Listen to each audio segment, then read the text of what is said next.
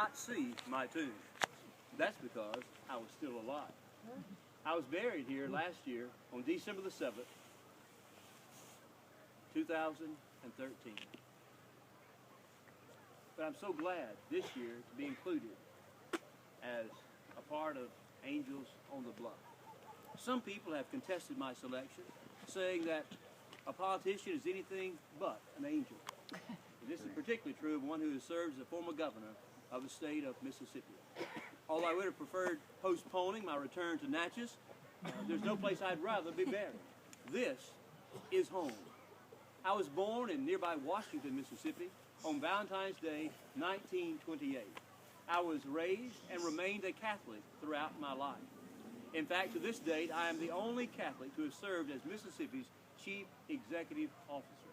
My Catholic faith played a huge role in my decision to attend the University of Notre Dame in South Bend, Indiana. After completing my studies there, I moved back to Mississippi, where I received my law degree from the University of Mississippi School of Law. I then served for 3 years in the Army during the Korean War. After being discharged from the military, I moved back to Natchez, where I opened a private practice of law. Then in 1962, Governor Ross Barnett appointed me as an Assistant State Attorney General. He sought my services due to the fact that I was widely recognized as being a constitutional scholar in regard to both the U.S. and state constitutions. In my first year of service, I was called on to represent the state of Mississippi when Governor Barnett tried to prevent James Meredith from becoming the first African American to enroll in the University of Mississippi.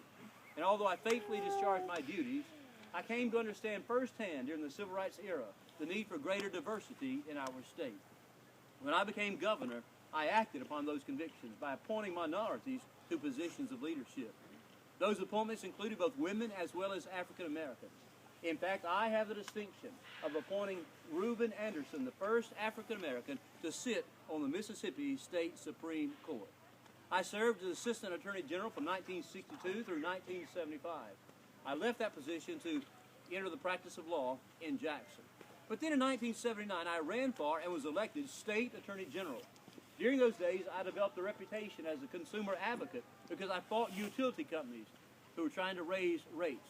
And I also prevented Mississippi from being a place where they dumped nuclear waste. These factors greatly enhanced my popularity among the common citizens of our state. And this served me well when I chose to run for governor in 1984. After a hard campaign, I was able to defeat State Treasurer Evelyn Gandy for the Democratic nomination for governor. As the Democratic nominee, I faced Republican Leon Bramlett. One day while out campaigning in a rural area, I stopped by an old country store. There's a man seated out front with a big dog standing next to him. When I got out of the car, that dog began to growl. So I asked the man, "Sir, does your dog bite?" To which he replied, "Oh no, my dog doesn't bite." So I opened the door, started to walk in, and the dog bit me on the ankle.